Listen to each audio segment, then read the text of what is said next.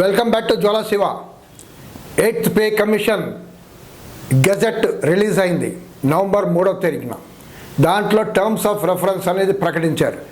ABCDEFGH అని ప్రకటించారు. So ఈ టర్మ్స్ ఆఫ్ రెఫరెన్స్లో నేను కొన్ని ముఖ్యమైన విషయాల గురించి మీ ముందు ప్రస్తావిస్తున్నాను. ఒకటి, టర్మ్స్ ఆఫ్ రెఫరెన్స్లో ఎవరెవరికి పెన్షన్, ఎవరెవరికి పే కమిషన్ అమలు చేయాలి అనేది ఒక కేటగిరీస్ రాశారు. Employees, officers, armed forces, judiciary, audit department ఇవన్నీ ఇచ్చారు. కానీ ఎక్కడ పెన్షనర్స్ అనేది మెన్షన్ చేయలేదు. చూస్తే సిలో చూస్తే ఈ బోనస్ స్కీమ్ని సమీక్ష చేయమని రాశారు. బోనస్ అంటే రైల్వేలకి, పోస్టల్కి, డిఫెన్స్కి చాలామందికి కొన్ని బోనస్ స్కీమ్స్ ఉన్నాయి, ఆల్రెడీ ఉన్నాయి. ప్రొడక్టివిటీ లింక్ బోనస్, అలా నార్మల్ బోనస్ అవన్నీ ఉన్నాయి. సో దీన్ని సమీక్షించండి అని చెప్పి దీంట్లో రాశారు. అంటే సమీక్షించండి అంటే ఈ బోనస్ స్కీము, ప్రొడక్టివిటీ ఇవన్నీ కాదు, దీని బదులు ఇన్సెంటివ్ స్కీమ్ ప్రవేశపెట్టండి అనేది ఆ రకంగా సలహా ఇచ్చారు. అంటే ఇన్సెంటివ్ స్కీమ్ అంటే ఒక పర్సన్కి ఆ రకంగా ఇన్సెంటివ్ ఇస్తారు, ఒక అవార్డు ఇస్తారు, ఓ రివార్డ్ లాగా. అంటే ఇది బాగా పనిచేశాడు, చలో ఆయనకి రివార్డ్ ఇద్దాం అని ఇస్తారు. అంటే మొత్తం ఎంప్లాయీస్ అందరికీ ఈ బోనస్ అనేది వర్తించదు అని చెప్పినట్టు ఆ రకంగా ఆ మీనింగ్ అనేది వస్తుంది. అంటే ఇన్స్టెడ్ ఆఫ్ బోనస్ స్కీమ్ ఈ రకంగా చేయండి అని ఒక పాయింట్. అంటే మనకు తెలుసు కొన్ని సంస్థలు, కొన్ని సెంట్రల్ గవర్నమెంట్, కొన్ని డిపార్ట్మెంట్స్లో, రైల్వే ఉదాహరణగా, డిఫెన్స్, పోస్ట్ ఆఫీసు, ఇవన్నీ ఒక మనిషితో చేసేది కాదు, కలెక్టివ్గా వర్క్ చేస్తేనే ఆ రకంగా ఆ ప్రొడక్షన్ కానీ ఆ మూమెంట్ కానీ అవుతుంటుంది ప్రొడక్ట్. కాబట్టి ఈ కలెక్టివ్ ఫంక్షనింగ్ తీసేసి ఇండివిజువల్ ఫంక్షనింగ్ అనేది ప్రవేశపెట్టినట్టు ఈ బోనస్ ఈ టర్మ్స్ ఆఫ్ రెఫరెన్స్లో ఇది ప్రమాదంగా కనబడుతుంది. ఇది ఒకటి. నెంబర్ డీలో ఏం చెప్పారు?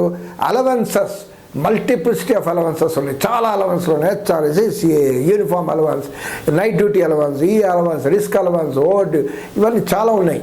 కాబట్టి ఇన్ని మల్టిసిపిటీ చాలా ఉన్నాయి. దీన్ని ఒక స్టాండర్డ్ ఫామ్ లాగా డిసైడ్ చేయండి అనేది డీలో చెప్పారు. అంటే in view of that rationalize చేసి, అంటే రేషనలైజ్ అనేది ఎప్పుడైతే మాట్లాడతారో, రేషనలైజ్ ఒక మీనింగ్ ఏమంటే తగ్గించండి, అంటే రేషనలైజ్ అంటే పెంచడం కాదు అనేది మన దృష్టిలో పెట్టుకోవాలి. భాషలో బాగుంటుంది, రేషనలైజేషన్ బాగుంటుంది. రేషనలైజేషన్ అంటే తగ్గించండి, అన్నీ చేసి ఓదో చిన్న అలవెన్స్ ఇచ్చి వదిలేయండి అని చెప్పినట్టు ఆ రకంగా కనబడుతుంది డీలో. అదే రకంగా ఈలో DCRG రివ్యూ గురించి రాశారు. అంటే death come retirement gratuity scheme. అంటే ఈ గ్రాట్యుటీ స్కీమ్ని మీరు రివ్యూ చేయండి. ఎవరికి? NPS, UPS వాళ్ళకి, అదే రకంగా OPS వాళ్ళకి కూడా మీరు రివ్యూ చేయండి అని చెప్పారు. ఏ దృష్టిలో రివ్యూ చేయాలి, ఎందుకు రివ్యూ చేయాలి? గ్రాట్యుటీ ఆల్రెడీ ఉంది కదా, గ్రాట్యుటీ యాక్ట్ ఉంది కదా, గ్రాట్యుటీ యాక్ట్లో ఏదో వీళ్ళందరికీ ఇంత ఇవ్వాలి అని గ్రాట్యుటీ నిర్ణయించారు కదా. అంటే దాన్ని రివ్యూ ఎందుకు చేయాలి, ఏ బేసిస్ మీద చేయాలంటే వాళ్ళు చెప్పారు, ఏం దృష్టిలో కింద F3 ఉంది, ఆ F3ని ఆధారంగా తీసుకొని మీరు రివ్యూ చేయండి అని రాశారు. F3లో ఏం రాసింది మీరు చూడండి. F3లో ఏం రాశారు? Unfunded cost of non contributory pension scheme. అంటే OPSలో రిటైర్ అయిన వాళ్ళు ఉన్నారు, వాళ్ళందరికీ మనం కంట్రిబ్యూట్ చేయట్లేదు, వాళ్ళు కంట్రిబ్యూట్ చేయకుండా వాళ్ళకి డబ్బు పెన్షన్ ఇస్తున్నాం. కాబట్టి ఆ దృష్టిలో దానికి అంత కాస్ట్ ఉంది, దానికి అన్ఫండెడ్ ఫండ్ లేదు, అన్ఫండెడ్ ఫ్రీగా ఉత్తినే ఇచ్చినట్టు, చారిటీలా ఇచ్చినట్టు. అంటే ఆ భాషలు అట్లా రాయలేదు, కానీ అదే మీనింగ్ వస్తుంది. అసలే బోనస్ అనగానే, మీకు పెన్షన్ అనగానే ఒక రైట్, చారిటీ కాదు అనేది సుప్రీంకోర్టు చెప్పింది. అంటే ఇట్ ఈస్ మీకు జీతాలు సరిగా ఇవ్వకపోయినా మధ్యలో మీ జీతాలు కోత విధిస్తున్నారు కాబట్టి అవన్నిటినీ మీకు రిటైర్ అయిన తర్వాత మీ భద్రత కోసం, సామాజిక భద్రత కోసం బోనస్ ఇస్తున్నాం అని మీనింగ్. అది నగారా జడ్జ్మెంట్లో చెప్పింది, సుప్రీంకోర్టు చాలా జడ్జ్మెంట్లో చెప్పింది. పెన్షన్ అనేది ఇట్ ఈస్ ఎ రైట్ అనేది చెప్తుంది. కానీ అన్ఫండెడ్ కాస్ట్ ఉంది, దీని ఆధారంగా తీసుకొని DCRG రివ్యూ చేయండి.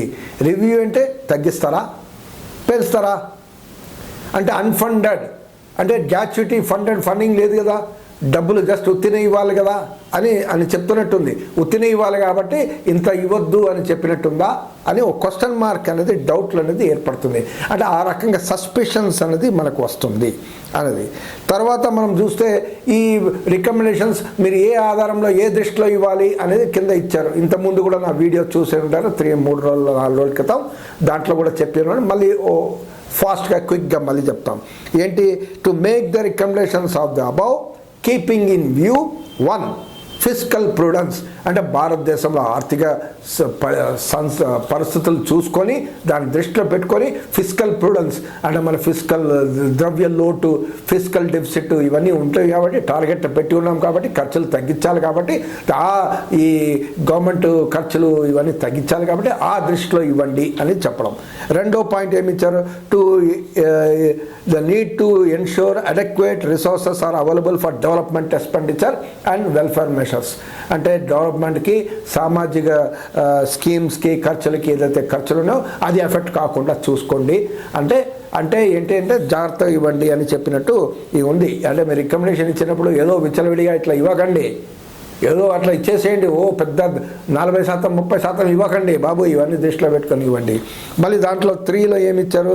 అన్ఫండెడ్ కాస్ట్ ఆఫ్, బాబు నేను ఇంతమందికి పెన్షన్లు కూడా ఇస్తున్నాం, ఇంత ఖర్చులు మేము ఆల్రెడీ చేస్తున్నాం కాబట్టి ఇది కూడా దృష్టిలో పెట్టుకొని మీ రికమెండేషన్స్ ఇవ్వండి అని చెప్తున్నారు. నంబర్ 4 ఏమన్నారు? రాష్ట్ర ప్రభుత్వాలు కూడా ఎఫెక్ట్ అవుతాయి, రాష్ట్ర ప్రభుత్వ ఉద్యోగాలు కూడా ఇవ్వాల్సిన పరిస్థితి ఏర్పడుతుంది అండ్ సైక్లిక్ ఎఫెక్ట్ కాబట్టి మరి ఇది కూడా దృష్టిలో పెట్టుకొని ఇవ్వాలి అని చెప్పారు. రైట్, ఇవన్నీ బాగానే ఉంది. అంటే మీరు రాష్ట్ర ప్రభుత్వాలు డబ్బులు ఇవ్వాలి కదా, డబ్బులు ఇవ్వట్లేదు, ఇవ్వకుండా రాష్ట్ర ప్రభుత్వాలు భరించాలి కాబట్టి, భరించలేరు కాబట్టి మీకు కూడా తగ్గిస్తాం అని చెప్పినట్టుందా అని ఒక క్వశ్చన్ మార్క్ అనేది ఈ రకంగా మనం అర్థం చేసుకోవాల్సిన పరిస్థితి ఉందా అనేది మీ ముందు ప్రస్తావిస్తున్నాను. రెండోది public sector and private sector. Public sector ప్రకారం ఇస్తారా, ప్రైవేట్ సెక్టార్ ప్రకారం ఇస్తారా? రెండు రాశారు మీరు. అంటే ప్రైవేట్ సెక్టర్ అంటే చాలా తక్కువ జీతాలు, అంటే వాళ్ళ జీతాలు తక్కువ ఉన్నాయి కాబట్టి వీళ్ళ జీతాలు మరీ ఎక్కువ పెంచొద్దు అని ఆ దృష్టిలో కూడా మీరు ఇవ్వండి అని చెప్పారు. తర్వాత ఇవన్నీ ఒక ఎంప్లాయీస్కి ఇవన్నీ ఎఫెక్ట్ అవుతుంటే పెన్షనర్స్కి ఒక అందరు భ్రమలో ఉన్నారు.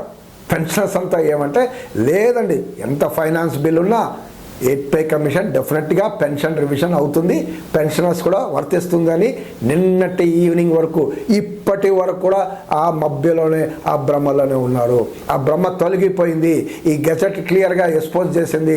Terms of reference have come clear on that. ఏం చెప్పింది? ఈ టర్మ్స్ ఆఫ్ రెఫరెన్స్లో ఎక్కడ పెన్షనర్స్ గురించి రాయలేదు.